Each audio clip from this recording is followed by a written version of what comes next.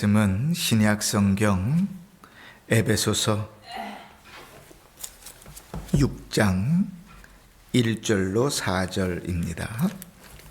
신약 성경 에베소서 6장 1절로 4절. 제가 찾아서 봉독할 때에 하나님의 음성을 들으시길 바랍니다. 에베소서 6장 1절로 4절입니다. 자녀들아, 주 안에서 너희 부모에게 순종하라. 이것이 옳으니라. 내 아버지와 어머니를 공경하라. 이것은 약속이 있는 첫 계명이니 이로써 내가 잘되고 땅에서 장수하리라. 또 아비들아, 너희 자녀를 노엽게 하지 말고 오직 주의 교훈과 훈계로 양육하라. 아멘. 한 주간도 평안하셨지요? 네. 오늘은 어린이날입니다. 교회는 5월 첫 주일을 어린이 주일, 그리고 둘째 주일을 어버이 주일 이렇게 지키는데요. 어떤 때는 이렇게 지키는 것이 좀 어려울 때가 있습니다. 그게 올해 같은 경우인데, 오늘은 어린이 주일이니까 이게 어린이 주일로 아이들 축하해주고 선물 주고 기도하고 그러면 좋은데, 어버이날이 3일 뒤에요. 이 한국 사람들의 정서는 생일도 지나고는 챙기지 않는데, 어버이날 다 지나고 한참 지나서 교회가 어버이날이라 하는 것도 좀 그렇고, 차라리 어린이날이 그러면 아이들은 전혀 상관없어요. 선물만 주면 되거든요. 그런데 어른들은 또 정서가 그렇지 않으니까요. 그래서 올해 같은 경우는 어린이날, 어버이날 이렇게 두 개를 같이 하는 것이 참 고민스럽습니다. 특히 목회적으로는 더 그래요. 제일 고민되는 것은 설교이지요. 이번처럼 이렇게 겹치면 어른들 놓고 어린이 설교해야 되는가 싶기도 하고, 또 우리는 어린이들 다 옆에서 놀고 있는데 어른들 놓고 어린이 설교해야 하는 것도 좀 그렇고, 그치? 고민이 많이 됩니다. 그래서 고민하다가 이제 그런 생각들이 들었어요. 그러나 한편 다른 면으로 생각해 보면 가족을 생각하며 설교를 준비하면 되겠다, 이런 생각을 해봐요. 정서적으로는 다음 주가 어버이 주일이 있는데, 다음 주에 어버이 주일 지키는 게 우리 어른들 정서는 좀 어려워서 오늘 이제 어린이 주일, 어버이 주일 다 행사를 하지만, 그러나 설교할 때는 어떻게 할까 고민하다가 가족을 생각하면서 설교하면 되겠다, 이런 생각들을 좀 했어요. 요즘은 부모와 자식 간의 간격이 점차 벌어지잖아요. 부모도요, 자식하고 안 살라 그래요. 홀로 살려 그럽니다. 그래서 어려움들도 참 많아요. 교회와 같은 경우는, 저 같은 경우는 우리 교회도 어른들이 많잖아요. 오늘 같은 경우도 시간이 되었는데 늘 시간 지켜서 교회 차 타시는 분인데 안 나오시면 전화를 해요. 무슨 일이 있나. 근데 전화를 거는 순간부터 저는 심장이 막 뛰어요. 두근두근. 이 무슨 일이 있나. 전화를 거는 내내 연락이 안 되면 더 마음이 동동동동 굴러져요. 이제 자식하고 같이 살면 이런 문제는 없을 텐데, 그죠? 자식들도 마찬가지지요. 이게 부모하고 같이 잘 안 살라 그래요. 옛날에는 함께 사는 게 어떻게 보면 당연했는데, 그러다 보니까 몸만 떨어져 사는 게 아니라요, 부모와 자식 간에 간격이 벌어지기 시작합니다. 사이에 골이 생겨요. 이게 희한하죠. 참 피보라 진한 관계인데, 그런데 참 간격이 생겨요. 쉽게 그 간격을 메우는 일이 어렵더라고요. 그래서 오늘은 우리가 성경이 이 가족에 대하여, 이 부모와 자식에 대하여 어떻게 가르치는지 이 말씀들을 들으면서 우리의 자신, 또 우리의 가정을 좀 돌아봤으면 좋겠습니다. 이미 다 안다고 생각하지 마시고, 가장 은혜 받기 어려운 마음이, 나 다 아는데 내가 이 나이 먹도록 부모로 몇십 년인데 이러면 이제 은혜 안 받겠다고 선언하는 거예요. 난 은혜 안 받겠다. 그러지 마시고 다 아셔도 아는 얘기를 또 한다 하여도 성경이 우리에게 가르치는 내용들이니까 하나님 내가 뭐 모르는 게 있습니까?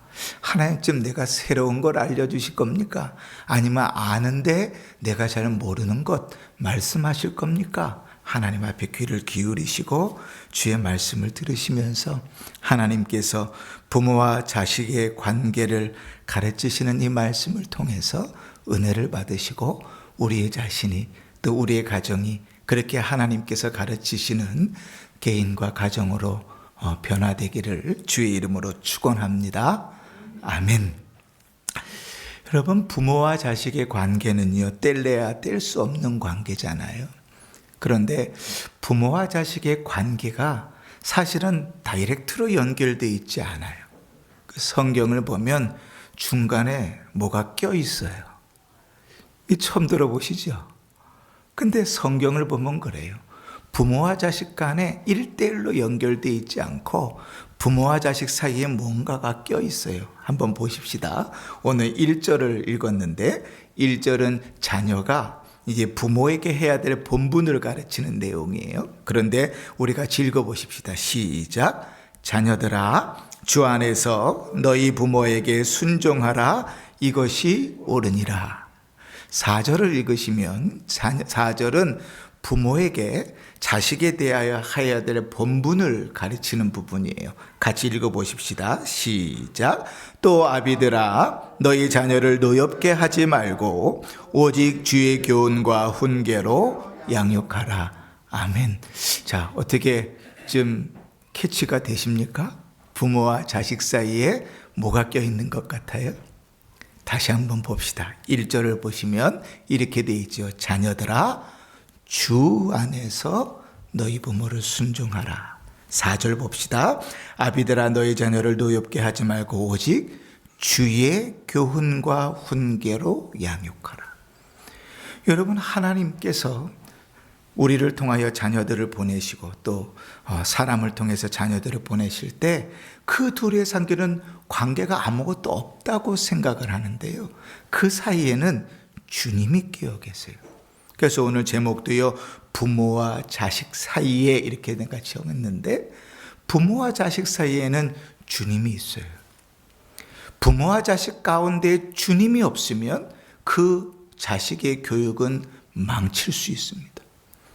부모와 자식 사이에 주님이 없으면 그 부모를 공경하는 일들이 제대로 안 될 수 있어요.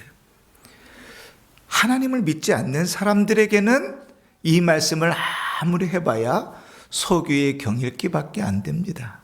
알 수도 없고 깨달을 수도 없지만 적어도 우리는 예수 믿는 사람들이잖아요. 예수 믿는 사람들에게 주님은 부모와 자식 사이에 누가 있다고요? 주님이 계신다는 사실을 인정해야 돼요. 우리의 삶들 속에서요, 부모와 자식 간은 단순히 감정이나 관계로만 엮여져 있는 게 아니에요. 그 사이에 주님이 중간에 함께 있다는 사실을 잊어버려서는 안 돼요. 예수를 믿지 않는 자들은 인정할 수도 인정하고 싶지도 않은 관계겠죠. 그러면 부모와 자식 사이에 예수가 있다는 말이 뭘까요? 여러분, 자식들을 키우실 때 여기 어른들 다 계시니까요. 그 자식들과 나 사이에서 예수를 놓고 키우셨습니까? 이게 무슨 말일까요? 자녀된 여러분, 부모를 공경할 때요, 부모를 공경하는데 부모와 나 사이에서 예수를 놓고 공경했습니까? 이렇게만 보면 좀 어렵죠. 무슨 내용인지. 그지요? 하나하나 풀어가 보십시다. 자, 부모와 자식 사이에 예수가 있다는 것은 단순히 혈연 관계가 아니라 하나님께서 허락하신 관계라는 거예요. 성경은 자녀에게 부모에 대한 의무, 본분을 요구할 때 무조건 복종해라고 가르치지 않아요. 부모가 잘못해도 때리면 무조건 맞고 시키면 무조건 해야 된다고 가르치지 않아요. 성경은 언제나 부모와 나 사이에 주님이 계시다고 이야기해요. 그래서요, 부모가 요구하는 일들이 주님께서 원하지 않는 일이라면 그 일들을 피해가야 돼요. 그런데 이 시대에요, 얼마나 많은 부모들이 주님이 기뻐하지 않는 일들을 자식들에게 요구하고 강요하는지 몰라요. 여러분, 하나님께서 부모의 권위를 허락하실 때요, 부모의 권위 위에 또 다른 권위가 있다고 가르칩니다. 그게 뭔가 하면 하나님께서 주신 권위지요. 물론 자식과 부모가 만난 것은 하나님께서 창세전에 작정하신 일들을 따라서 섭리 속에서 일어난 일이고 하나님께서 허락하신 일이지요. 그런데 여러분, 상식적으로 가만히 생각해 보십시오. 우리가 살아가면서 우리가 속하는 모든 공통체 중에 유일하게 내가 선택할 수 없는 공동체는 가정입니다. 학교도요, 직장도요, 동네도요, 가정도요, 친구도요, 모든 공동체를 내가 다 선택할 수 있어요. 원하지 않으면 나올 수도 있어요. 그런데 모든 우리가 속해 있는 공동체 중에 유일하게 내가 선택할 수 없었던, 하나님께서 일방적으로 우리에게 선물로 주셨던 공동체가 가정이에요. 그러니까요, 우리가 부모 자식으로 만나는 것은 단순히 어쩌다 보니까 엄마의 실수, 아빠의 실수로 만들어진 것이 아니라 하나님께서 허락하신 관계라고요. 그러니 성경은 시종일관 부모에게 순종하라고 이야기할 때 순종해야 될 이유를 그 위에 그 관계를 허락하신 하나님의 권위에 둡니다. 2절을 한번 읽어볼까요? 자, 2절입니다. 시작. 내 아버지와 어머니를 공경하라. 이것은 약속이 있는 첫 계명이니. 하나님께서 부모를 공경하라 이렇게 이야기하시면서 무조건 공경해야 돼? 라고 이야기하지 않고 왜 공경해야 돼요?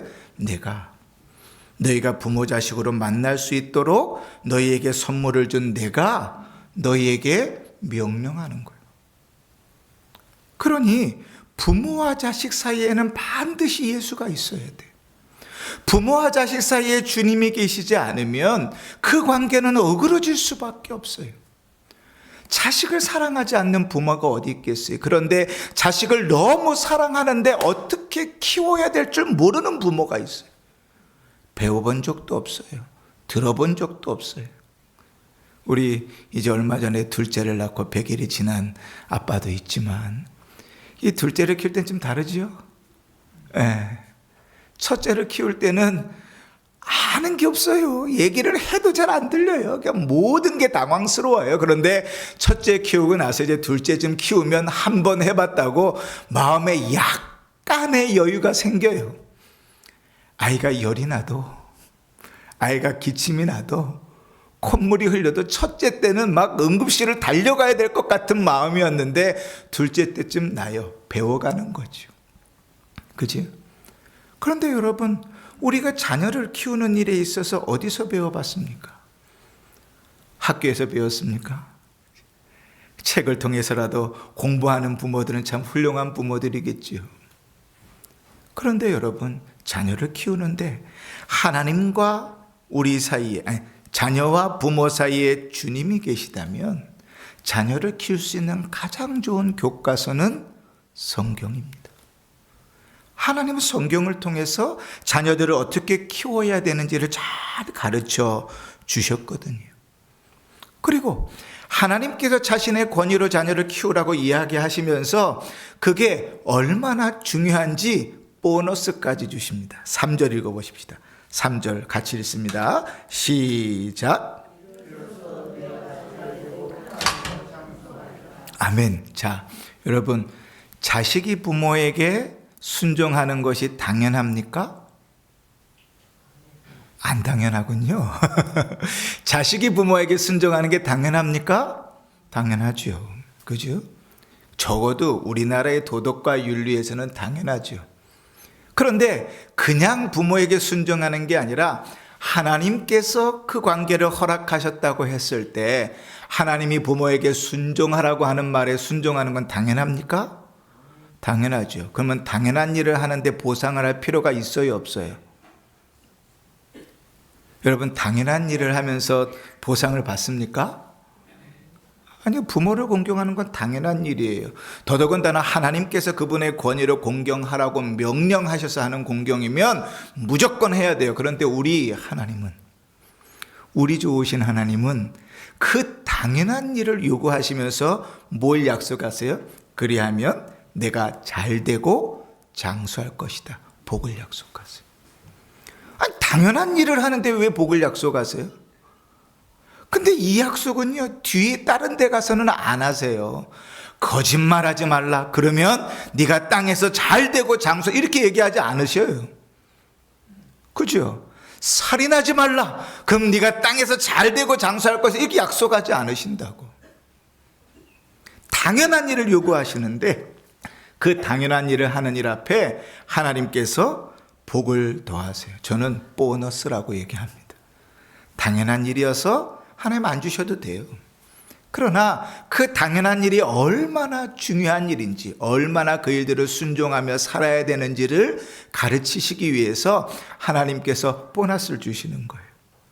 여러분, 아이들 있잖아요. 이따가 이제 기도할 때 아이들 나오겠지만 우리 7살, 6살, 5살, 그리고 1살 그 아이들이 있는데요. 이 아이들 정리하는 게 당연합니까? 안 당연합니까? 예? 장난감을 막 어지러 놓고 놀았어요. 그런데 장난감 어지러 놓고 논 거를 자기들이 정리하는 게 당연한 거예요? 안 당연한 거예요? 부모가 정리해 주는 게 당연한 거예요? 아니, 당연하죠. 근데 정리 잘하면 칭찬해요, 안 해요? 아니, 당연한데 뭘 칭찬을 해요? 당연한데. 아니, 네가 놓은 건 네가 정리하는 게 당연한 거야. 그러니까 선물 받을 생각하지 마. 칭찬받을 생각하지 마. 이래야 되잖아요. 근데 우리 하나님 어떻게 해요? 마치 우리를 그렇게 자녀 키우듯이 당연한데 거기에 복을 더하세요. 더 그렇게 열심히 살도록 요구하시는 거예요. 그러면 여러분 반대로 생각해 봅시다. 부모가 자녀를 사랑하고 잘 양육하는 것들은 당연합니까? 당연하지 않습니까? 당연한 일이죠. 그죠?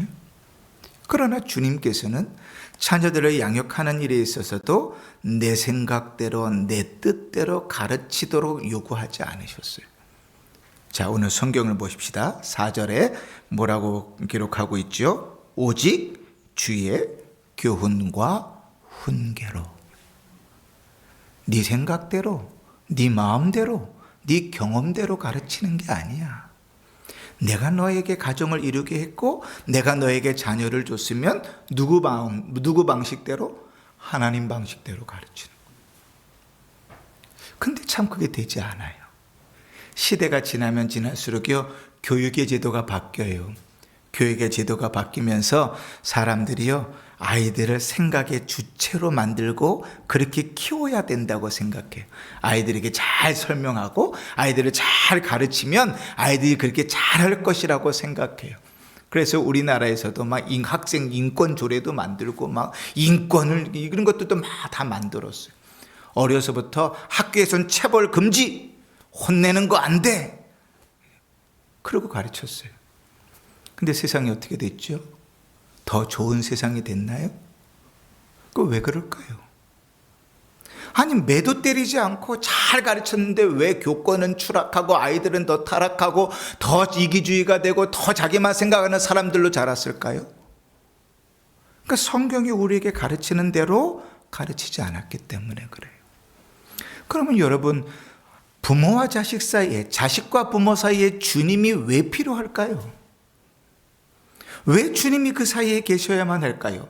그래서 왜 성경은 우리에게 주 안에서 순종하라고 그러고 주의 교훈과 훈계로 양육하라고 그럴까요? 성경은 해답을 아주 간단하게 이렇게 얘기합니다. 우리가 죄인이기 때문에. 우리가 의인이면 그럴 이유가 없어요. 근데 우리는 태어나면서부터 죄인이에요. 죄송하지만요, 세상의 교육들이 그렇게 아이들의 인권과 아이들의 생각을 존중하며 가는 그 저변의 기본적인 생각은 뭐냐면 아이들은 선하다는 거예요. 인간은 선하다에서 출발해요. 그 시작이요, 여러분 들어보셨나요? 몬테소리 교육. 이 몬테소리 여사가 시작했던 그 교육의 방식의 시작이 이거예요. 사람은 선하다. 사람은 선하니까 그거 아이들에게 잘 좋은 것을 보여주고 가르치고 타이르고 이해를 시키면 아이들은 그렇게 잘할 것이다. 현대의 교육학은 거기에 기반해서 이루어집니다. 그런데 여러분, 성경은 철저하게 인간은 악하다고 가르쳐요. 태어날 때부터 악합니다. 오직 주의 은혜가 아니면, 구원받지 않으면 인간은 악한 존재로 살아요. 구원을 받은 다음에도 우리 안에 있는 죄의 본성들이 우리를 그 주님이 기뻐하시는 모습대로 살아갈 수 없게 만들어요. 성경에도 이야 하는 사람들 중에요, 사도 바울 있잖아요. 바울이 한 얘기 중에 우리에게 가장 공감이 되고 제일 좋아하는 말이 뭐예요? 오호라 나는 곤고한 사람이로다. 이 말 아니에요? 아니, 그 바울도 나랑 똑같구나.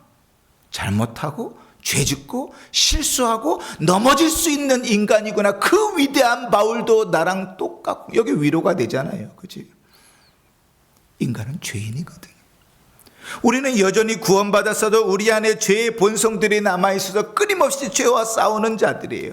우리 안에서 스스로 선한 것이 나오질 않아요. 그러니 부모와 자식 사이에는 반드시 주님이 계셔야 돼요. 부모가 자식을 가르칠 때 내 경험과 내 상식으로 가르치는 게 아니라 하나님의 말씀에 입각해서 가르쳐야 돼요. 근데 성경은 뭐라고 가르치냐면 인간이 죄인이기 때문에 자식에게 매를 아끼면 영원히 피폐한다고 가르쳐요. 한 번도 자식을 키우면서 매를 안 때려보신 부모 계십니까? 저는요, 양극단을 다 달렸습니다. 저희 어머니는, 또 들으시면 안 되는데, 손에 잡히는 게 다 무기셨어요. 그래서 매를 때려야 되는데 손에 딱 잡혔는데 마침 나무로 된 빨래방망이면 그날은 그걸로 맞는 거예요. 딱 잡혔는데 그날은 플라스틱 빗자루면 그걸로 맞는 거죠. 제 어머니한테 엄청 혼났어요. 맞았어요. 근데 저희 아버지는 한 대도 안 때리셨어요. 제가요, 이래봐도 반에서 꼴찌에서 2번째 한 적도 있었거든요. 아예 작정을 하고 왔어요. 한 선생님도 어이가 없어서 때리지 않으시더라고요. 너 점수 떨어지는 대로 등수 떨어지는 대로 맞는다. 옛날에 그랬거든요. 그랬는데 등수가요 훅 떨어졌는데 선생님 딱 보더니 오늘은 내 엉덩이가 나만하지 않겠구나 생각했는데 어이가 없어서 안 때리시더라고요. 근데 이제 누구 남았어요? 성적표 도장 받아와야 되니까 아버지한테 가서 가야 되는데, 야, 이거 큰일 났다, 이제. 얘 집안 뒤집히겠다. 아버지한테 또 엄청 혼나겠구나. 한 번도 안 맞고 자랐는데 엄청 맞겠구나. 그리고 아주 만반의 준비를 하고 딱 무릎을 꿇고 성적표를 딱 내놨는데요. 아버지가 이렇게 얘기하시더라고요. 야, 내가 너 보러 1등 하래냐? 고등학교 갈 만큼만 가, 해. 그러고 넘어가시는데 너무 한 100대 맞은 것 같은 충격이더라고요. 그러면 성경은요, 우리가 악하다는 사실을 전제하고 시작합니다. 인간은 악해요. 그래서 주의 말씀을 따라 훈계하고 가르치지 않으면 인간은 벗어날 수밖에 없어요. 어려서부터 하나님의 말씀을 잘 가르치지 않으면 안 돼요. 반대로요, 자식과 부모 사이에도 주님이 계셔야 돼요. 여러분, 미안한 얘기지만 부모도요, 죄인이기 때문에 실수할 수 있어요. 부모도 죄인이기 때문에 잘못할 수 있어요. 이 시대의 부모들의 가장 큰 문제가 뭐냐면 인정하질 않아요. 죄송합니다. 어른들에게 이런 얘기해서. 그런데요, 고치셔야 돼요. 하나님 말씀을 통하여 하나님께서 말씀하시는데도 인정하려 하지 않아요. 내가 평생을 이렇게 살았는데 이제 죽을 날이 얼마 안 됐는데 이제 와서 바뀌어서 뭐하나. 아이고야. 여러분, 자녀와 부모 사이에 주님이 계시다는 사실은 자녀들도요, 부모가 실수할 수 있고 죄 지을 수 있고 넘어질 수 있다는 사실을 인정하는 거예요. 그래서 주 안에서 순종해야 되는 거예요.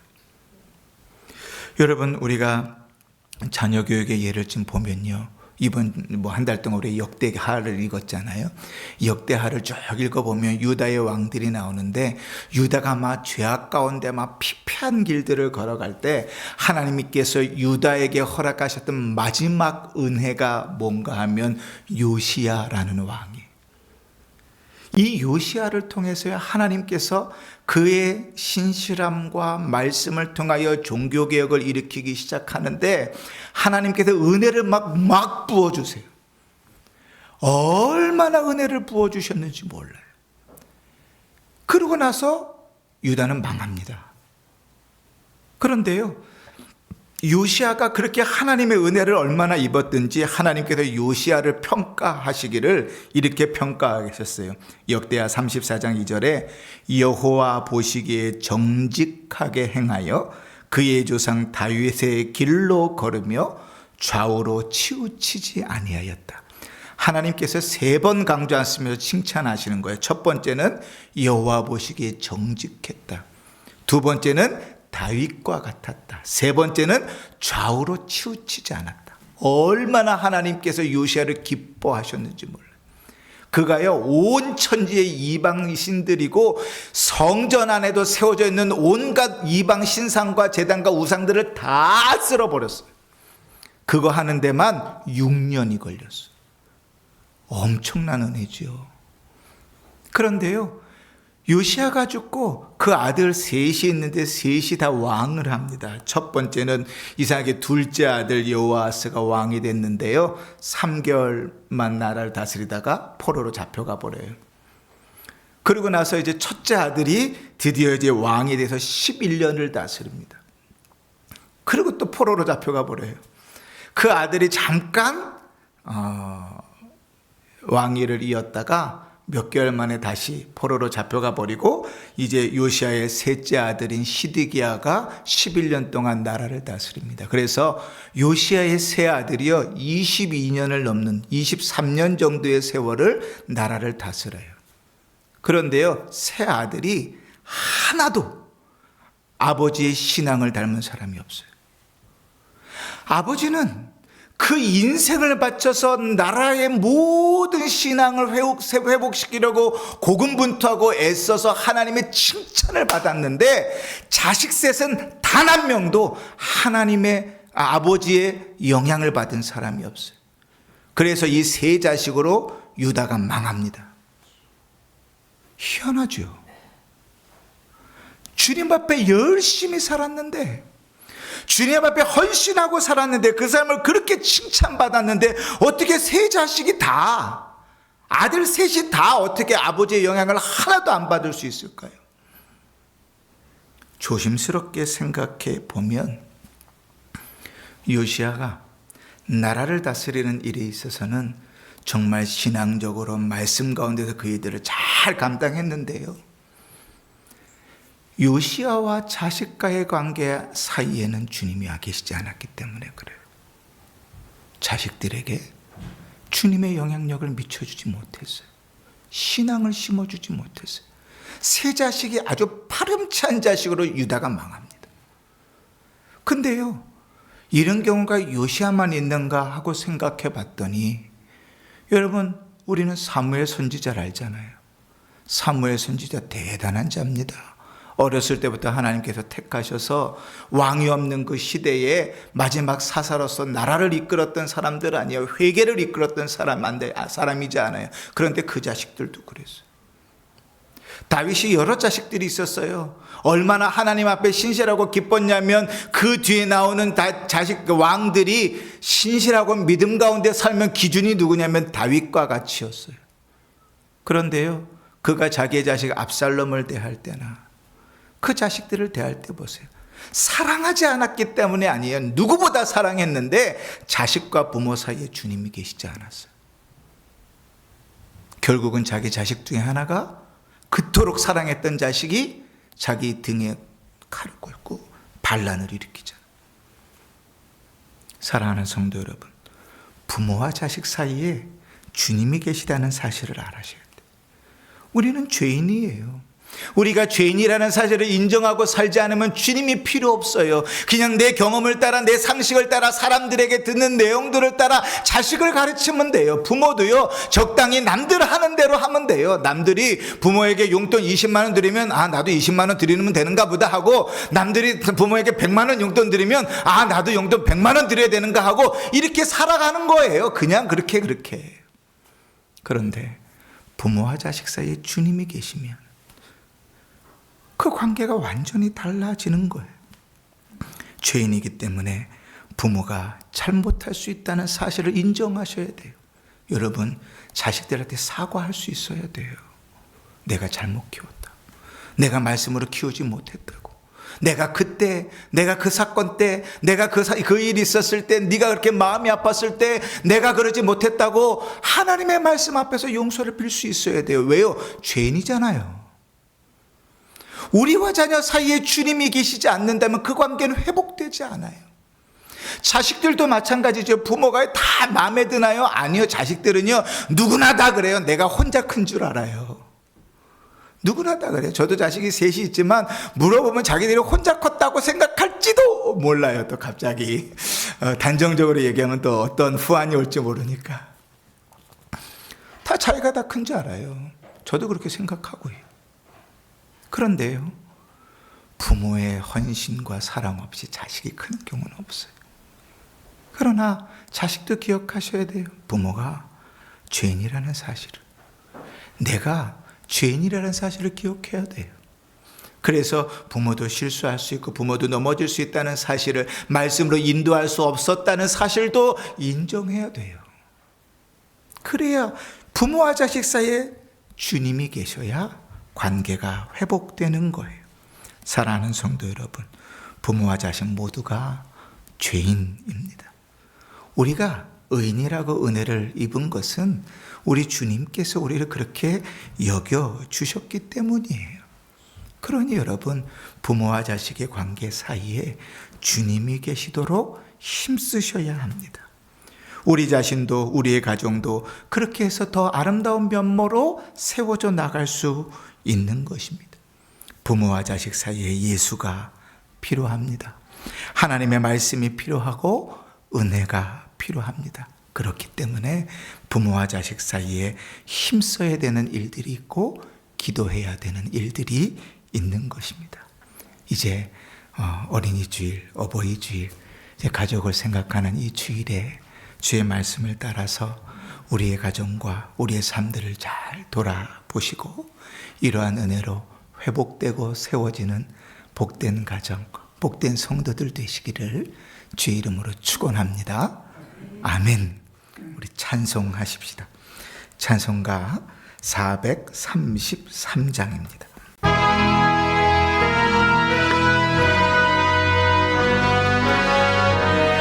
귀하신